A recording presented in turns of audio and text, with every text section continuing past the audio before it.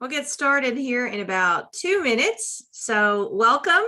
You're getting me fresh off the treadmill, so there's no professional business dressed girl here this morning. Welcome.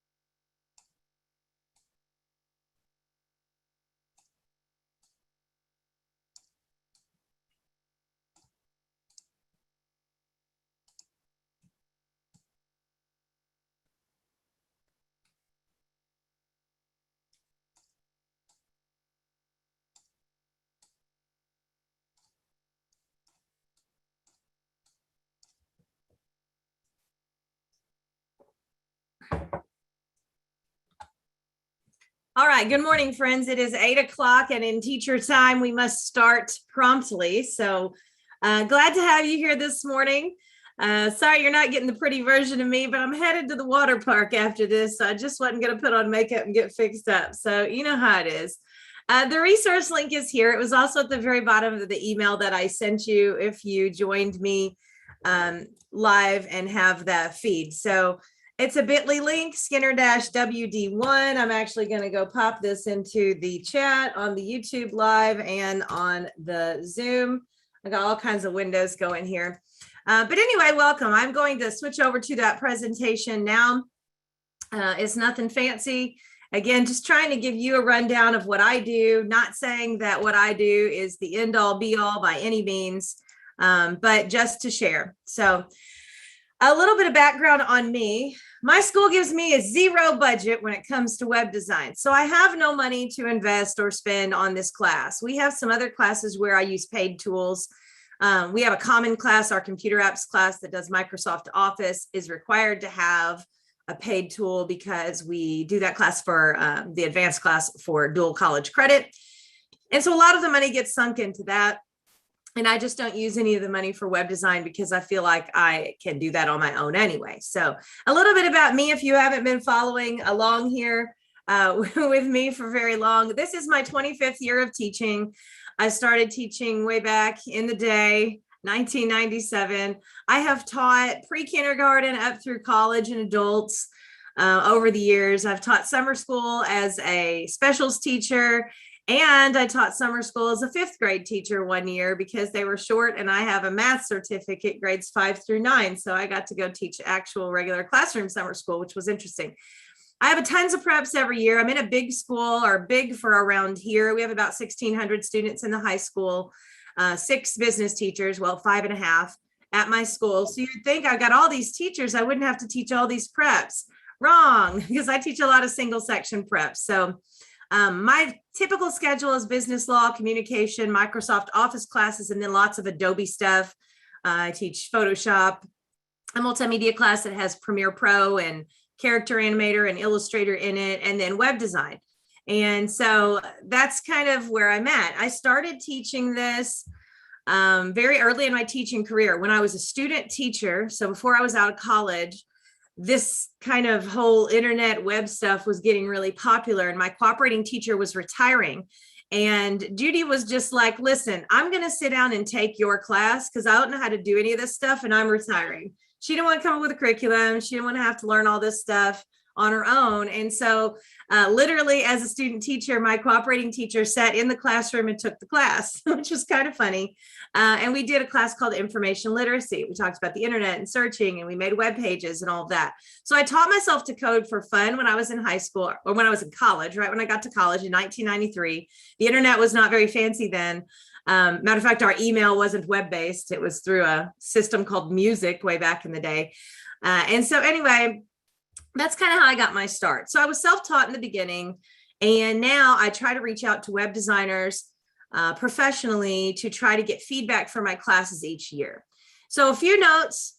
One, I'm just sharing my way. I'm not saying it's the only way or the best way. It's just my way. I am old school about a lot of things. So I recognize, particularly if you're a newer teacher, you maybe really like a system that does it all for you, that the kids' codes are graded by a computer and it checks them along the way and it gives them the answers along the way and it gives them videos to watch. And really, you're not teaching that class. And if you're happy with that, I'm not going to judge that. So you teach however your sanity requires you to teach. I have no problem with that. I'm a little bit old school. In my view, teachers are better than videos. You know, we all had to kind of switch over to a video mode during a COVID shutdown. And my kids really did fine in the beginning, and then they just hated it. And the feedback I got when I went back to school in the fall was they were so glad they were back in person, and they were so glad they weren't having to watch videos anymore. So I do really try to stay away from doing videos if I can. The second thing is with HTML and CSS, which is what we code with in my web classes, computers will execute bad code. So you can have an error, and a browser is super forgiving. So just doing a screen check and like looking at someone's screen, it might look right, but looking at their code, it's not right. And so I'm really big on teacher eye, on actually looking at code. I walk around my classroom and I'm constantly just staring at their code. The next thing is kids like to cheat.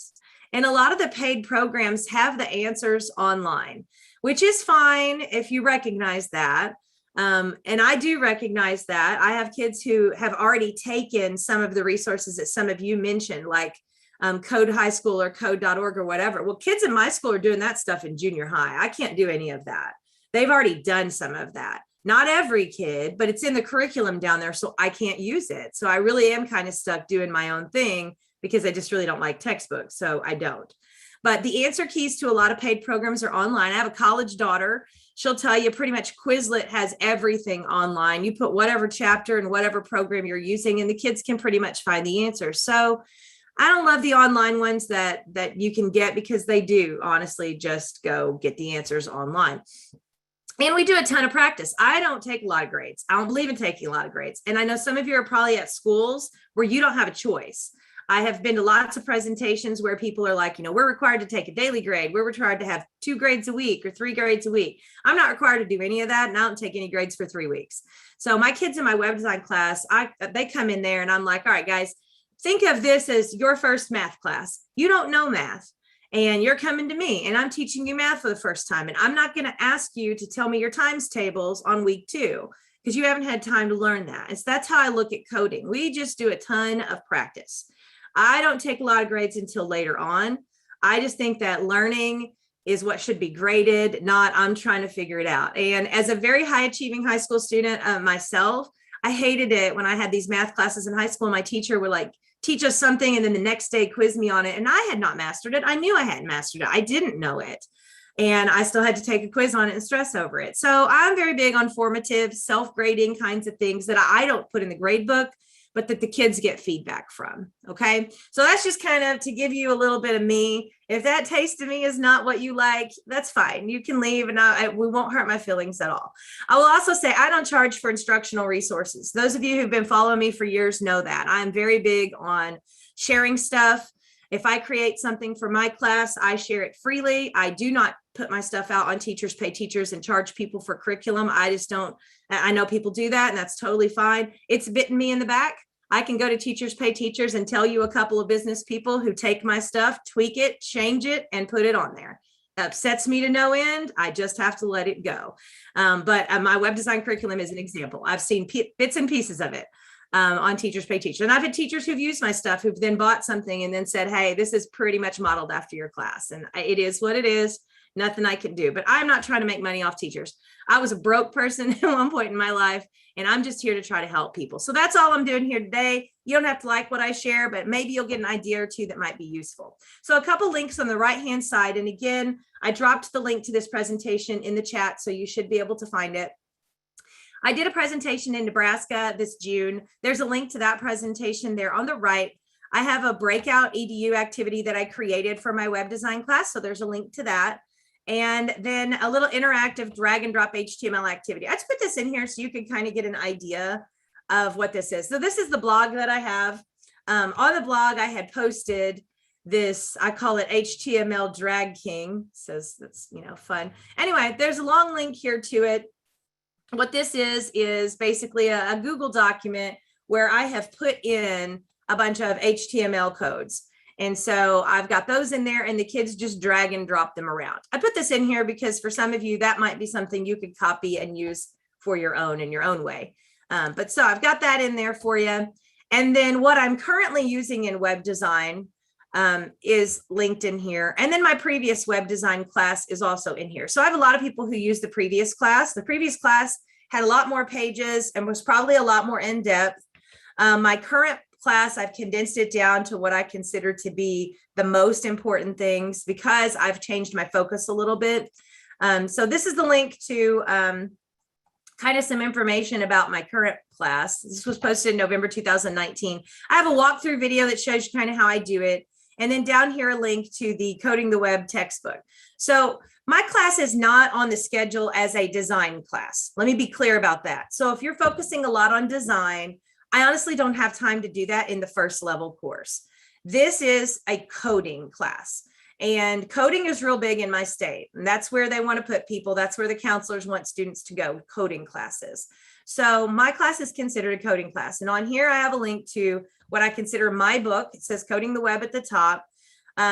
Through this booklet in the class, we're creating a web page, a Mickey Mouse web page thing, all the way through. So we're just adding to it over the course of this. In my old book, we weren't creating one comprehensive thing. So kind of like your textbooks are sometimes, this is all just kind of all put together. At the front, there is a link to the files. There are, of course, some image files you have to use. So there's a link there. I have a bunch of Coding the Web Quizlet practices for the terms, a link here to the bell ringer file. I'll talk about that here in a little bit. And then you get in here, and anything that I take off the internet, there's always links to websites that go along with it. So we talk about responsive design. We do hit principles a bit at the beginning in the history of the web.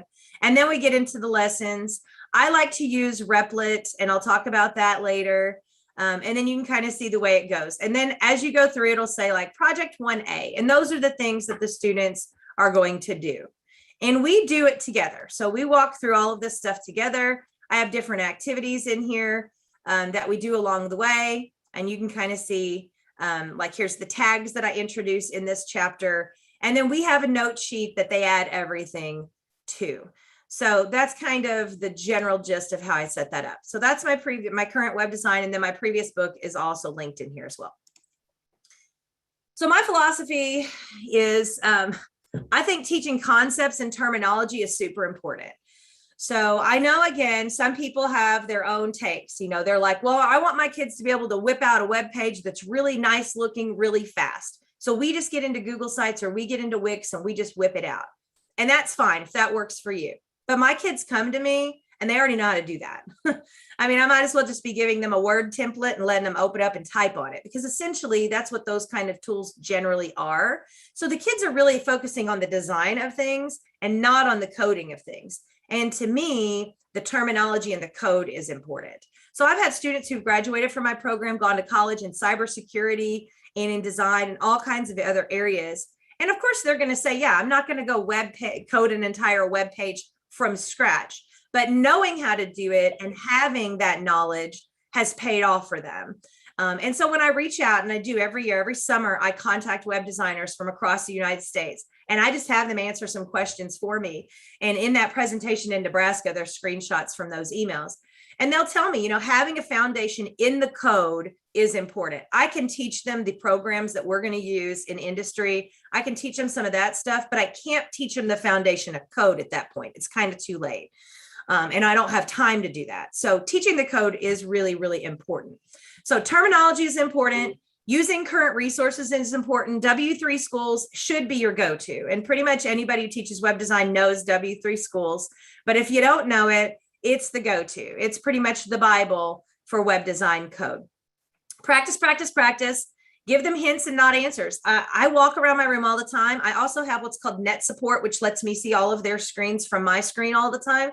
So I just kind of look and I see what they're doing. And I'm like, Tom, line 4, take a look at it, or Angie, line 12. If you can't figure it out, ask Emily next to you to take a look too. And my kids are constantly kind of looking over and trying to figure out where's the error. And sometimes it's something simple. They forgot to close a tag, or they forgot a bracket or something like that. So I don't tell them. I try to just hint them.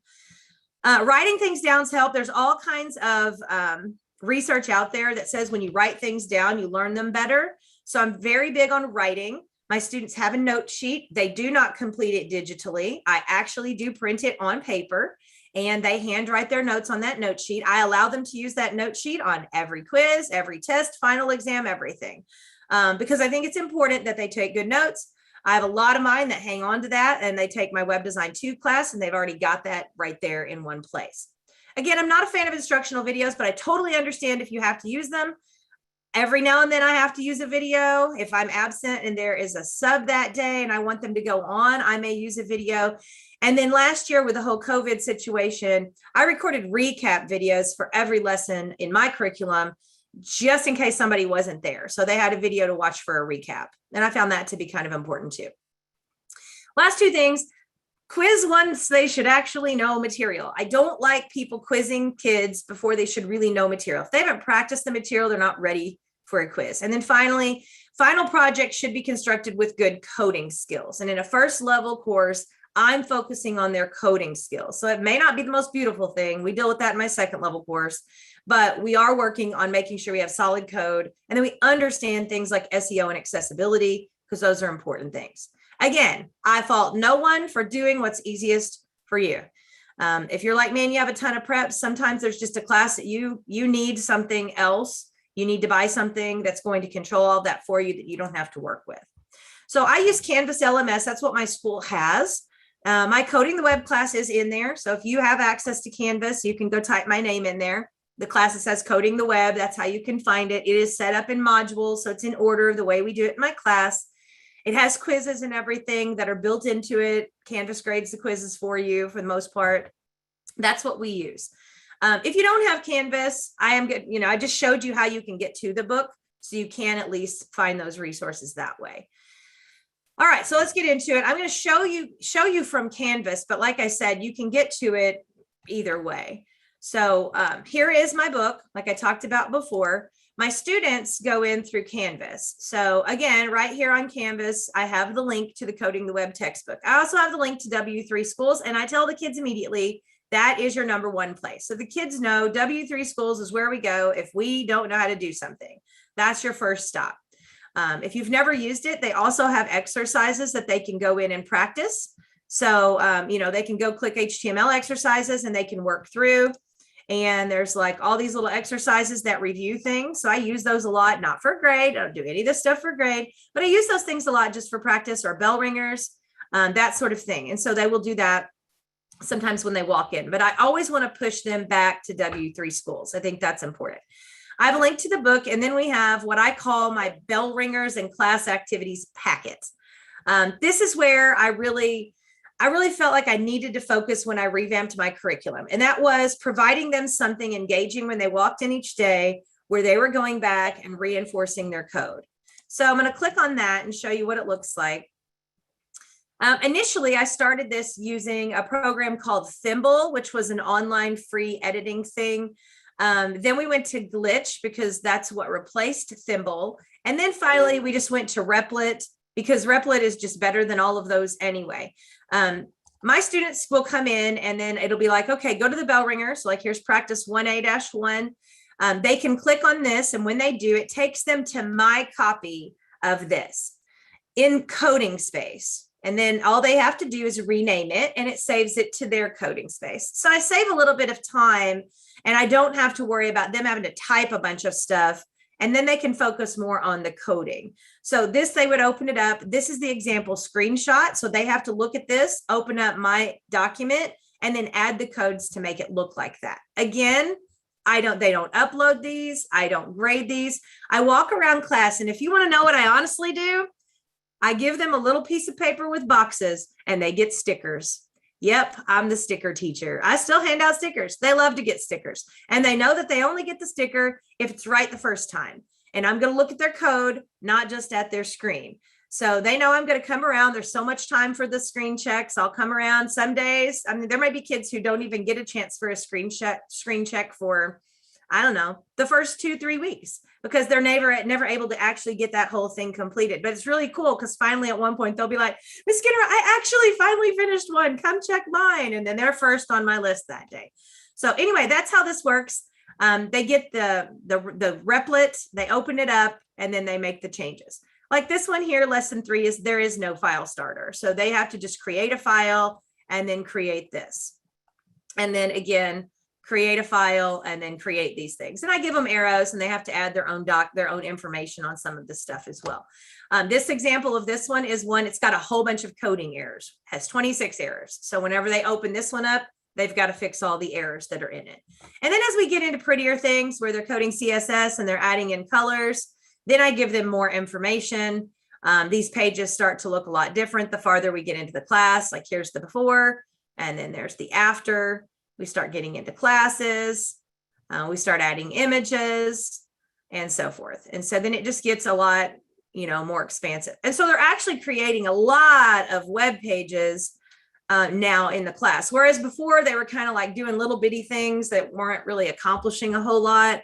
This gives them some starting points, and I felt like we were just making a lot better progress. And I got great feedback from the kids when I switched over. So I did it like in the middle of a semester, and they were like, why haven't we been doing this the whole year? This is so much better because you've already got the stuff ready and we just have to go and add everything. So they really responded well to that. So in Canvas, you're able to set up what are called modules. Meg, to do the bell ringers, it depends on the bell ringer. So sometimes 10-15 minutes. Some of the long ones are, way past bell ringers, Rhonda. So you're right. Some of them we do have more.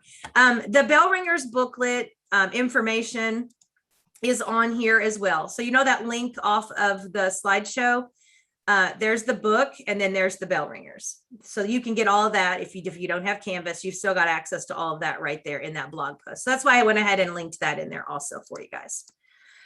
Okay, so here's what my module is. And I know the modules, I can't provide you the modules if you don't have Canvas, because obviously that's not going to be available to you, but you can have access to most of the same stuff. So at the top of my module, I put the textbook and the bell ringer book, because they're always going to have to open that, and a copy of the notes page, because inevitably somebody will lose theirs, because you know how kids are.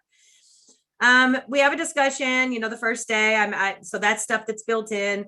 I make them take a typing test the first week, because I want to see how fast they are, because I'm like, you're coding, you got to be able to type. We do a little group activity for typing, and then we get into the principles. I kind of start with principles of design because it's super boring, but we need to get into it. They need to understand what viewports are and just a little bit of design. So we do a little bit of that. They make an infographic. I give a little quiz on that, and then we finally get into the basics. We talk about like proper file names. And again, all of this stuff relates to the parts that are in the book. So as you go through the book, you would see the same information. But if you're in the LMS, I have the lesson in here. So here's what's nice about the LMS is that you can click on my lesson. I've already got built in the Quizlet that goes along with this lesson, so they can click on it and go there. I have what pages in the textbook go with this part of the lesson. And then I have a video recap. So even as a teacher, if you weren't using the modules and all that, maybe you're new to web design, the video recaps may be helpful for you to teach yourself if you just need to kind of learn how to do some of the stuff. So in the web design textbook, it's not pretty, okay? But I did this because it was the only way I knew to help people out.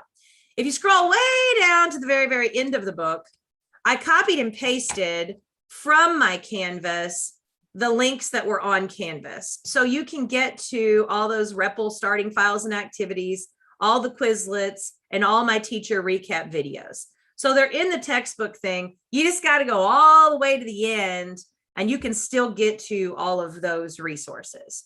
Okay. So that's in there for you. And then a lot of other random resources that we use in the class. And then the projects that we do in the class are down there as well. So I did try to throw all that in there. Again, it's not very pretty because I had to kind of paste it in, but it is all at least in there. So anyway, so the bell ringer thing works out well. My kids have responded really well to the way the new book is. And then again, down here you can see, and again, these are all pasted in the bottom of the book too. I have self-grading Google practice quizzes. Again, I do not take grades on these because the kids could make a typo. That's not necessarily wrong, but at least on these, they get the feedback. So these are just self-grading quizzes. I click on it, or they click on it, they type in their name and email. Initially, I made them type in their names and emails. It dumps it, into a spreadsheet, but I have like thousands of names in the spreadsheet. I never look at the spreadsheet. Eventually, I kind of took that part off because it didn't matter. My students have a log sheet. And so if I have them to do a practice quiz, I ask them to log it on the log sheet. So they'll just put like, they took the quiz and what was the score? And then, like, what would the adjusted score be? Like they got the answer right, but they maybe typed it differently or something like that. So they would come in here, they could fill out all the questions, complete the code. I put like use uppercase, so they would have to type in doc type, here for that, complete the code. So you can see it's a closing HTML. So obviously this is going to be the opening HTML, slash body. What would be the next tag? That's always going to be slash HTML and so forth. So they have all these little resources. Again, I use these a lot for bell ringers, or sometimes when they finish early, I tell them go back and take it because they may have taken it the day before, but not done great on it. So then take it again. And when they hit submit, it will score it for them. It'll show them the right and wrong answer. So obviously that's why I don't use it for a grade because anybody could go through and do it. But my students are getting constant feedback and practice. And so all of those different quizzes are going to give you that. So again, those are right here on the end. They go along with all of the lessons from the book in that order. So those are in there. Questions over here. Do you teach 50 or 90-minute classes? Oh, that's such a fun question. So last year, our classes were 95 minutes. So we had, every other week you had the kids either 3 days or 2 days, depending on whether it was a even starting week or an odd starting week. This year, we have Monday, Thursday, 95 minutes with, evens or odds. And then Tuesday, Friday, 95 minutes with the other one. And then Wednesday, we have everybody for 43 minutes or something. So we're not doing virtual. We didn't shut down once last year. Like that's just the schedule we did. So it's a weird schedule. I have absolutely no idea how my pacing will go. No, I don't mind whatsoever if the kids take the quizzes. I really don't look into the scores or anything on them. Eventually, like I said, I just quit putting the collect email part on there. So when people take them, it really is just literally a practice. But yeah, no, it's no problem whatsoever. So anyway, so those are all in there. Anyway, our class schedules are weird. All right, so that's kind of just a brief overview of what that looks like in there. I'm going to pop back over here and I will open this, of course, up to questions once I get done. But I just wanted you to kind of see what it looks like. I'll also get into Replit just so you can see what that looks like. Anyone can take a template and plug in information. I feel like coding is a special skill. My kids feel really accomplished when they learn to code. There's a lot of data out there that says learning to code and building that confidence is good. All of the web designers that I talk to say, yeah, learning that code is good for their brains. It's something that's a transferable skill. So again, I like to focus on that. The next slide, I wanted to share a few other items with you. One of those is, because I figured somebody would ask, my pacing. So this is how I paced this last year. Again, our class periods were 95 minutes every other day. So it would be considered block schedule. So you have access to this. I copied and pasted this from my Canvas. So this is literally what the kids saw each day. But in here, you can see my pacing. So you can ignore like what days, what classes did stuff. But this just kind of tells you the order that I did it. By the way, I copy their note sheet in pink. So that's why that says pink note sheet, because I'm very big about every day. I want to look around and see everybody's pink note sheet sitting on their desk. But you can kind of see what we covered each of those days, the self-grading practice quiz that they did, in the modules, what parts they did. And again, most of these things are also pasted out at the bottom of the textbook, so you can see that as well. All of that stuff should be in there. So you can kind of see, I think we had like 40 class periods. 40 class periods. Because I figured somebody would ask, my final exam is also in here. So here's my final exam. We are required to give an objective test for final in my class, in my school. We also get, well, I do, you don't have to do it in every class, but I do because I'm weird like that. I give the final as my pretest. So the final exam is 100 multiple choice questions. And then we have the pretest, which is identical. So my final is in here. It's just a Google document and the correct answers are bold. So if you did actually want to use it, feel free to make a copy. Just don't put it somewhere. Throw it on Teachers Pay Teachers, please. Just go through and highlight the whole thing, turn the bold off, and then you'll have a student copy. So this is what we would call the answer key. So this is the principles part. Again, the first part of the class is the principles. Here's some basic structure things, browsers, editors, internet history. Then we get into tags, styles, images and graphics. And then I do a troubleshooting code review. So they have to find the error, the line with the error. And that's it. That's the 100 questions. So this final exam has been vetted through several groups of students. The scores are pretty high with the curriculum. So at this point, I feel pretty comfortable with this final exam. It's not one of those that's like so hard the kids can't do it. So if you kind of like, if you're already teaching your own class, you've already got it situated and you're kind of happy with with how it is, you might just kind of compare, what's your final compared to my final? And are you kind of covering those same things? Or is there something that you feel like you should cover more? And again, that's up to you. But that's my final exam. I figured I'd share that for you as well. A couple of projects I figured I'd throw in here just in the event that all this other stuff you don't need anyway, but maybe you could use a project.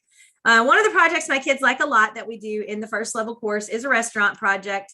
And so there's a Google Doc here. I don't teach, somebody had asked if I teach like Photoshop in web design. I don't, because I teach a separate Photoshop class. So I do have some kids who come in with Photoshop knowledge. I do typically use the Pixlr editor in web design, just because it's easy and they can do with the basic things that they need to do in Pixlr. So we do a little unit where we just do a little bit of Pixlr stuff. They resize images, add text over the top of images. Some years we'll use Canva. All my kids have already used Canva. We use it all across the business department for everything. So I really don't have to focus a lot on that part other than making sure they know how to size things, crop things, etc. Burme is a website where you can do bulk image resize and crops. So I introduced that tool to them. And then in this project, they have to make up a restaurant, make up a heading banner, make the sections, make their menu, a menu page, all of that different stuff. And then I have an example of mine. I did a pirate one. Eat 'em up parties, yo-ho. That's kind of my Disney theme here. So when they go in here, they've got to have a little meet the owners. They got to have their picture on there. They have a menu that they have to come up with. And depending on, the kind of time you want to spend, like I actually made my kids the year we did this one last, come up with their own names, but they could like copy and paste descriptions. Other years, I provide everybody the menu, but I want them to rename them or to pick certain ones from that menu for their own. So you could kind of do it different ways, however you wanted to do it. But anyway, so that's just an example of a project. I figured I'd share a project for you in case you wanted that. In my advanced level course, my Web Design 2 class, I don't have it like I like it yet, so it's not put out there to share on Canvas. I have gone back and forth with the Web Design 2 class. WordPress is really big right now. I've introduced WordPress. I even bought a curriculum for WordPress, and my kids absolutely hated it. It was awful. They were like, can we just go back to coding because this is terrible. The free version of WordPress is pretty limiting. Like the kids would get in there and they're like, I want to do this thing. We can't do the thing in this free one. It won't let me do that. And I'm like, I'm sorry, we can't pay for the other one. So I don't use a lot of WordPress. I introduce it to them in the advanced class. and tell them it's pretty common, it's very industry standard, and here's some exposure to how it works. But most of them are able to kind of make that change. However, when we shut down for quarantine, we were right in the middle of Bootstrap. Now, I love teaching Bootstrap because a lot of website templates are built on Bootstrap. And I had to transition to online. And we had used Dreamweaver typically in my advanced class, but we couldn't use Dreamweaver because they were on Chromebooks. So the summer Bootstrap project is one I've shared a few times, but basically they had to create a project using Bootstrap code, but we did it in a code editor instead of Dreamweaver, where it kind of does it for them. So there was kind of the scoring guide there. And then I have videos that walked them through every step of this because we were remote. So anyway, if you've never done anything with Bootstrap or you don't know what Bootstrap is, it is a pretty common framework. And this is a whole entire lesson kind of thing. And I used it, I ended up on quarantine at one point during the school year. So we transitioned. Then we had like a work day where like the seniors or I don't know, the freshmen or somebody had something. And so everybody had a virtual day. So I was able to transition and use that in that class. And there's an example of mine. My final project in my second level class is a lot more comprehensive than in my first level class. So this kind of gives you an idea. I'm not sharing my second level curriculum because it's not really good. But this is an example of the final project. So my students have to create an electronic resume in my Web Design 2 class. So they basically have kind of a portfolio page, and then they link to their projects that we do in the class, and then they link to their electronic resume. And it has to include a lot of different things. So like we do a custom cursor, they have to have an icon set that they use. They have to have page scroll animation as you scroll down the page, use transparency somewhere. So you can see there's kind of a whole list of things here. They have to use good SEO, use meta tags and keywords. They have to show that it's accessible. They have to run an accessibility check. So this is the kind of stuff we get into in my second level course. And then they present these projects to me. So they go up to the front with their scoring guide and they have to prove to me that they included all these elements. So if they say they used alpha transparency, they got to stand up there and show me where on the page they used it. Or if they used good SEO, they got to go into the code view and they've got to show me their meta tags, or they've got to run it through a web page thing that's going to test the SEO levels. So that's kind of thing that we focus in a bit on my second level class.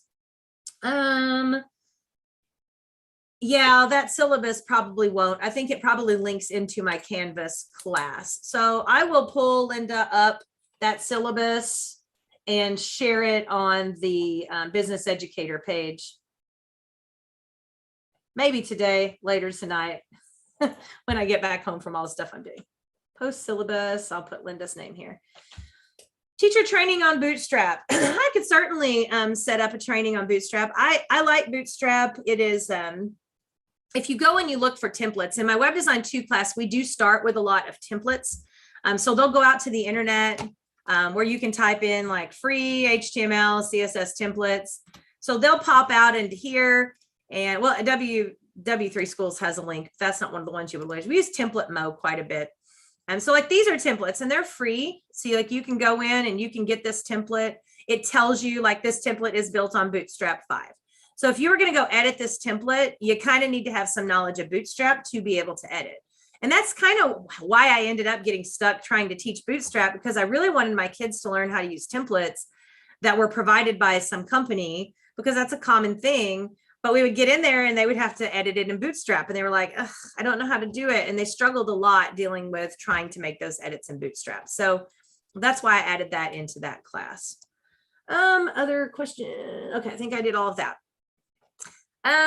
Okay, CSS battles. So I ran into CSS battles this past year, and my Web Design 2 kids ate it up. Like when they finished early, they just wanted to do it. So CSS battles, nothing that you control as a teacher, but CSS battles are basically where people have set it up and created shapes using all CSS. So absolute and relative positioning and CSS. And the kids can go in here and choose one and then basically try to recreate it. So they've got to try to code it over here, and then you hit a submit button and it scores your code. The code doesn't have to be perfect, but it shows you a preview. So you always start with this like red box in the corner, and you're trying to make it turn into this. So you would go in and you would start creating whatever you want to create. in here. So like this is a div, this box is a div, it's 100 by 100 and it has that red background. They tell you the colors. So like this 4, 7, whatever this is, you can click on it and get it copies the color. So if I did that and I put that color in here for the background, I have the number sign in there. Now I have that color for the circle, you know, and then you just basically keep going in and trying to turn it into, using code, the different things. Now, most of these are on the internet somewhere, so they can like go watch on YouTube and they can watch people code. But I actually have kids who love to do that too, because it is kind of neat. They'll go type in CSS battle into YouTube and they'll watch somebody. And there's actually head-to-head battles on YouTube where like 2 coders are trying to race to see who can match that target up the fastest. So you see 2 different people both trying to complete the same one, but they're not even using the same code. So my kids learn a lot from just kind of watching those battles, and they're kind of fun because they're all visual, using shapes and stuff like that. All right, Replit is the repository that we use to code in my room. So like if you use Notepad++ or something like that, Replit is just kind of a cloud version of that sort of thing. I don't have a budget, but if I had a budget, I probably would purchase Replit Teams for EDU. They have an education version now.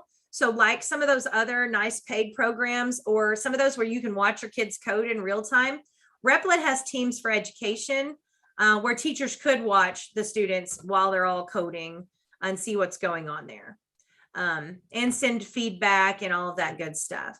It's not super, super expensive. I want to say for K-12, it's like $750 a year, which isn't bad if you're paying, or you can pay per class. So you can do the whole school, which is $1,000 per school per year, but K-12 get a 25% discount. Or you can pay per class, and then, you know, you have different options on here, $350 for a year or a term just for one class. So, you know, that's not a bad deal if you want to have some of that stuff built in, but that's Teams for Education. I really like Replit. Again, that's how I delivered these. So my kids would click on this and it would open up, for instance, in Repl. And so once Replit opens up, you can see this is what the coding thing looks. And so, you know, here I've given the code. If we hit run, it runs the code over here in this window and they can see it. This one is, you know, already got this in here so they can see. And then like, if you have your kids code in Replit, they can turn it into you. If they click this button in the corner to open it in a new tab, this is the link they would just turn into you of the project. And then they would have the project in here. Now, why do I like Replit? Because based on, compared to some of the other coding sites, this one you can actually make subfolders and you can actually drag and drop images into the subfolders. So my problem with some of the others is you had to use like URLs, long URLs to point to images, which is actually frowned upon. Like web pages don't want you pointing to their images. So really you're supposed to have your images in an images folder, and you're supposed to link to your own images when you create a website, not point to somebody else's images somewhere. And a lot of the other tools don't have an images folder, so you're pointing to images. And I don't like that. So I liked the fact that they had this. My kids were able to use this on their Chromebook. They don't need an app or anything. They just have to go to replit.com and that gets it in there. It's Google sign-in, I believe. I think this one's Google sign-in. I can't remember. We use so many different things. But it works really well with Chromebooks. And my kids finally, for the first time ever, because we did use Notepad and stuff like that for years and years before I ran into Thimble and then Glitch and then this, because I've gone through 3 programs now. This one seems to be here to stay since they have paid models too. But gosh, it works out really nicely. And my kids have done really well. Oh yeah, if you're using Google Docs, get out of there. Go use Replit. So much better. And I love the side-by-side. Now, we'll tell you one tricky thing. If you have a multi-page website, you cannot preview anything other than the index page in this pane. So my kids know that, like they have to, if there's a page 2 on this, they need to make sure there's a link to page 2. And then they'd have to open this up and click their link to go to page 2 to preview page 2. But, you know, in my first level class, rarely do we ever have a web page that's multiple pages. And by my second level class, they're fine. They don't have a problem. No, this is completely free, Cassandra. Replit doesn't cost anything. There are storage limits. on it, but I haven't run into any issues with those because we don't use huge pictures or anything. When they come into Replit, here's what the dashboard looks like. They just click create. They say they're creating an HTML page. So I'm just going to click on it. They give it a name, and it'll give weird names if they don't. But I'll just say Zoom call here, and you hit create.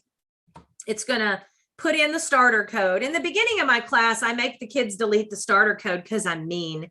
I make them delete the script and the style because they don't know what those are yet in my class. And then I have and you just click and delete. It's easy.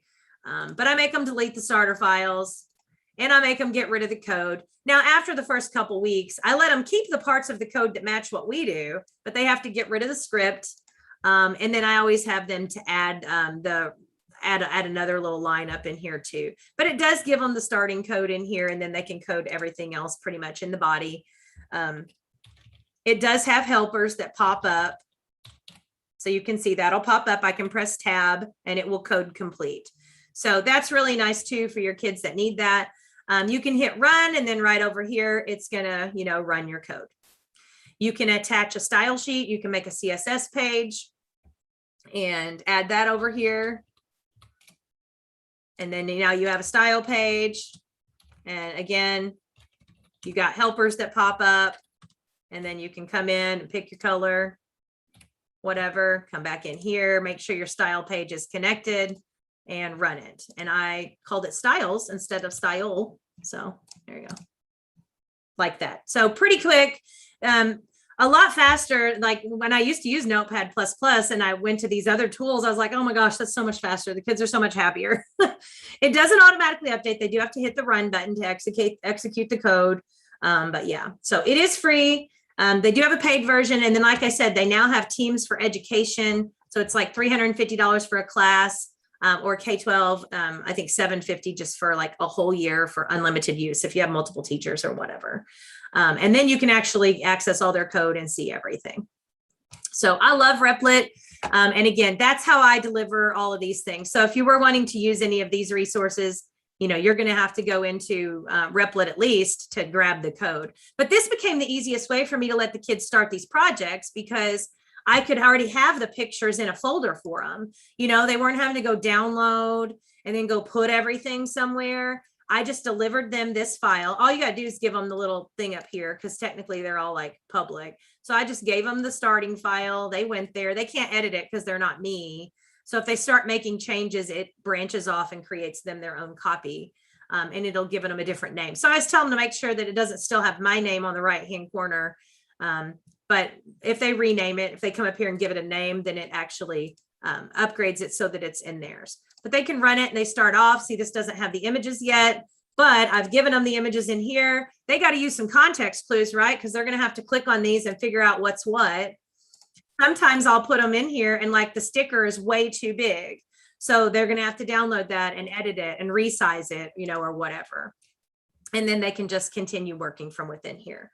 So I really like using that, again, not just because of the way it works with the kids, but because I can create my own resources and push them out this way. And then the kids can take my code, edit it, add the stuff to it, and it saves a lot of time. Okay. Not mine, but some other things for those of you guys who are maybe new to all this. Again, there's a lot of other resources, and I have looked into them, but like I said, a lot of these are already used by other people in my school because I'm in a big school district and they do stuff at the junior high level as well. Code High School has Picasso. A lot of people really like that.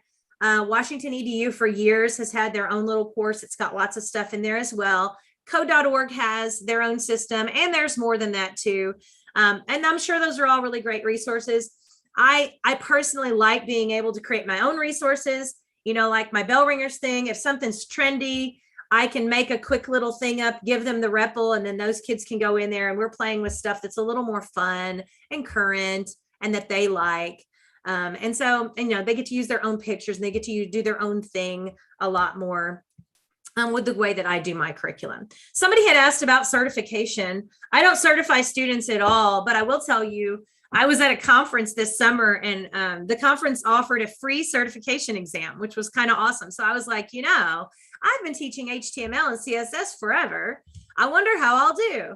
So I just went in cold. I didn't even look at the criteria. I really should have looked at the criteria because there was a whole bunch of questions on forms. And I don't do forms because we don't have a good way for them to process forms at my school. So I kind of skipped that part. Shouldn't have skipped that part. I passed easily, but I 100% know that I did not do great on the part that was about forms. But if you were looking for a certification exam, this one is great. Now they phase these out and in and all of that ever so often. So I never know. It says this exam will retire in June of 2022. And then they usually, reissue new exams here and there. But this is an MTA exam that is Introduction to Programming using HTML and CSS. A lot of questions about the cascade. So understanding if you have CSS in a style sheet or up in the head section or inline in the tags, that was a big thing. There were a lot of questions on that. But I feel confident any of my kids that have finished my Web Design 2 class could have passed that. No problem. I just need to do a little short unit on forms so they wouldn't be like me and have to poke around and figure that part out. But so there is a good certification you could do related to HTML and CSS if that's something that was important to you. Okay, I feel like I've talked too much.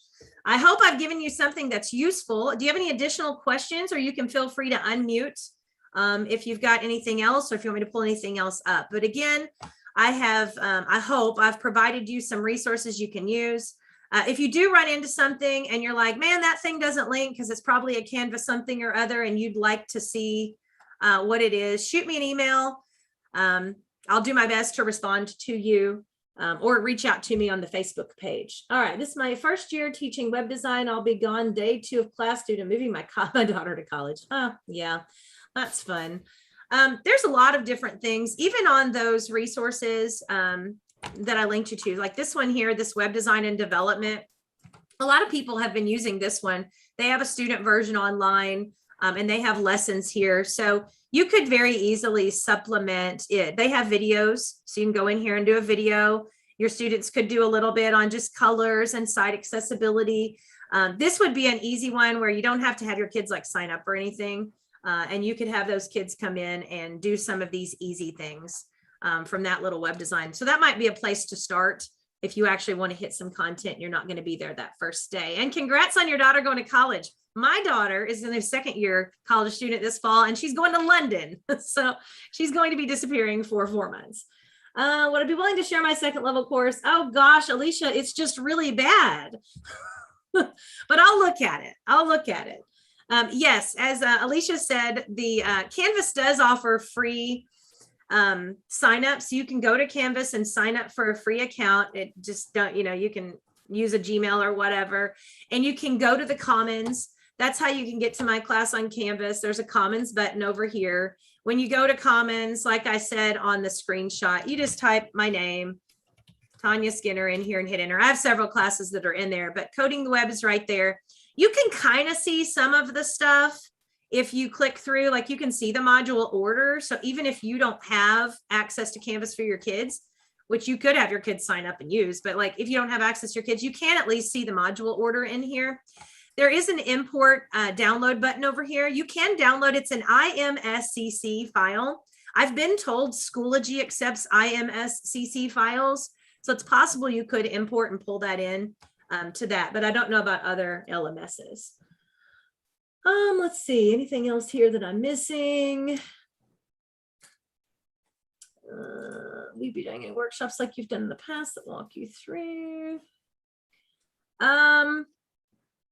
Yeah, so I've been doing, for some of you, I posted this on my business education group, but I have a Fun Photoshop Teachers group.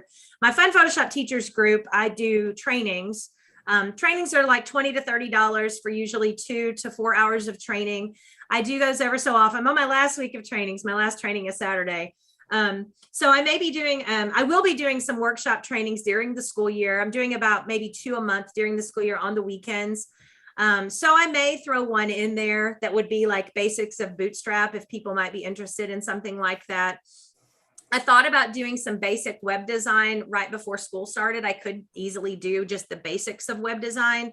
Thought about doing that, but I haven't decided yet whether there's enough interest for something like that. So my syllabus, once I get that unlocked, I'll put it on my business education page. So I'm assuming most of you probably came from there, but it's, facebook.com/TonyaBizEd is my business education lesson plans and resources page.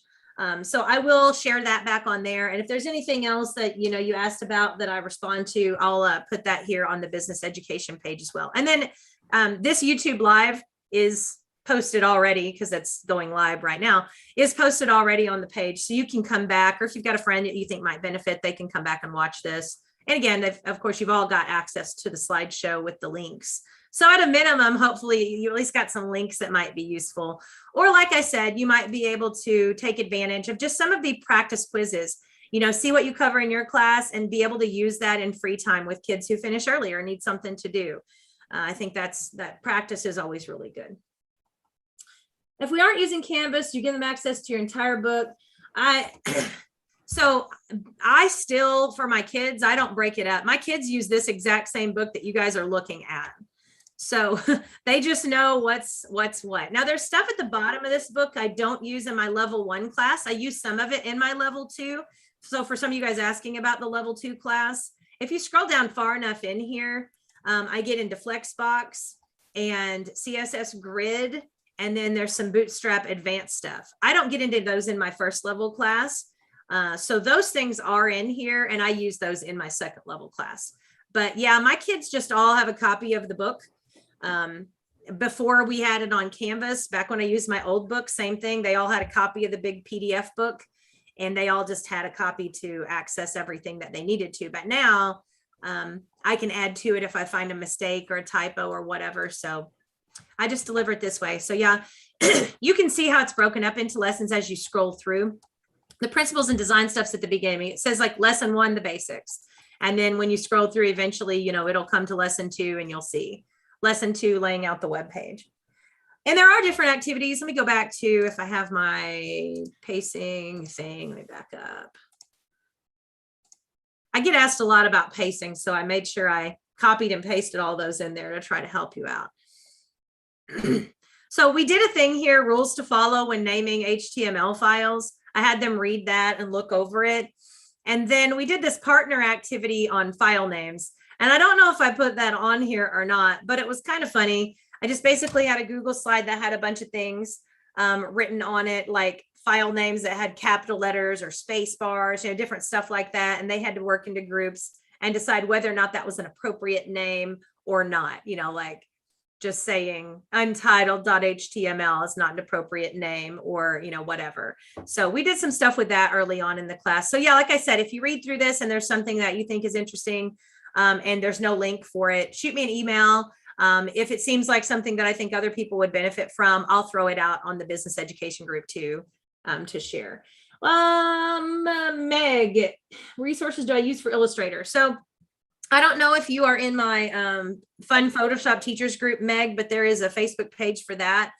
And I have 2 brand new resources that I'm sharing for Illustrator. I'm doing the last workshop on Illustrator on Thursday this week. So once that workshop is done, my Fun Photoshop Teachers group will get all of those resources that I taught teachers over the summer. So you can actually look and see exactly what I use in my multimedia class for Illustrator. If you're on that page, that'll be there.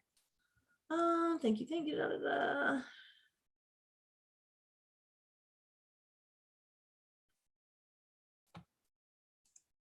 Let's see, the principles of design. So those again are in the modules in here.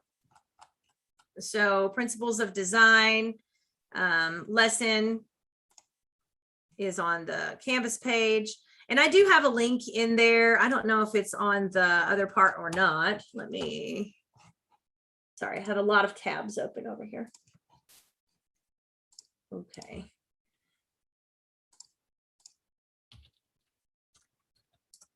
We use a lot of resources. If you go through the book, I link to the web pages where I got the information to create a lot of the resources. So like up towards the top of the book, there is a link right here to my principles of design PowerPoint. It's on page 4. So as you scroll through here, I have like articles that we got the information from, but then at the bottom of this page, my principles of design PowerPoint is right in there. So this would be in that day 2. I tried to start linking things in as best I could. onto the book when people would ask questions like that. So the more you ask, the more I kind of add little things in there. We have Pear Deck in my school, so this actually is optimized to use if you have Pear Deck.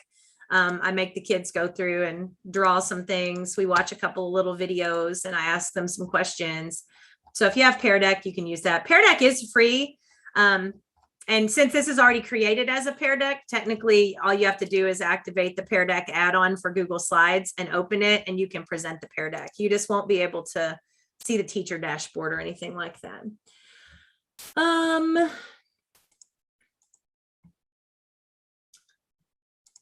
I don't sell any trainings of any of the workshops, just for the purpose of that. I do have people who ask questions and I help them troubleshoot in the middle of the trainings. So, you know, kind of if you had a student that was struggling in the middle of a class, you wouldn't want to go share that video with people who weren't in the class. So I don't share the videos in that way. When people attend the classes, some of the classes I do record and I'll send the recording out to that group. But generally speaking, I don't record them. Also, they're kind of long. So 2.5, 3 hour long videos are a bit much most of the time. But my Photoshop one that I did, my training that I did, I will be posting that again to the Fun Photoshop Teachers group. So you'll have the whole packet of information that we walked through. And my walkthroughs are step-by-step for those computer trainings. So again, if you're not in that group, I'll pop over there and approve people in a minute. But just search for Fun Photoshop Teachers. If you teach any of the Adobe stuff, I share most of those Adobe things in there. All right. Any other questions? I think we've slowed down for the most part here. So, and we're right at 9 o'clock, which is when I was scheduled to stop this. So anybody else have any questions? Again, you can either unmute or just type in the chat. I am looking over here for the chat. So yeah, I'm headed to the lazy river. One of my friends and I, our water park in town has one of those little lazy rivers, but they have fitness walks in the morning. So you can hop in there and sit there and walk with your friends for an hour and a half. And it's not open to the public and all that. If you find my resources useful, I always pop this in my stuff. Feel free to buy me a coffee. There's my link in the chat. No pressure, but like I said, I only charge for trainings and for public appearances. So if resources are useful to you and you want to buy me a coffee, that would be awesome. Tina, my class is a semester. So my web design class is a semester. That final exam I gave you is based on the semester. Now, some of these projects I shared with you are from my web design 2 class. But for the most part, the rest of them, like all of this stuff, that booklet, the part that I cover is web design 1. I don't have my pacing chart open again. I don't know why I keep closing that out. But you can see in here what lessons I get through. I think we get up through lesson 12. It's the ones that have all the REPLs. And then we have like, there's a birth web page project that we do, et cetera, et cetera. You can kind of see if you glance through here, like Pixlr, remove the background, Canva. You can kind of see the different things that we do on here. All right. I know, Alicia. I'll have to make sure I tag you. Alicia, you do have Canvas, I presume. Again, I am really happy to help you guys. Like I said, once again, I'm not the know-it-all, out know everything. I just like to share what I do.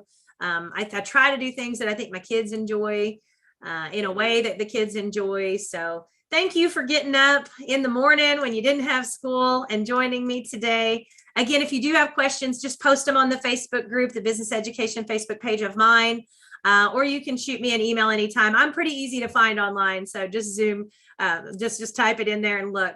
You can also direct message me or friend me on Facebook and send me messages that way. I don't mind whatsoever. So happy to help. All right, best of luck for the school year. I'm going to shut this thing down and get into my swimsuit. So have a great school year. Nice to see all of you.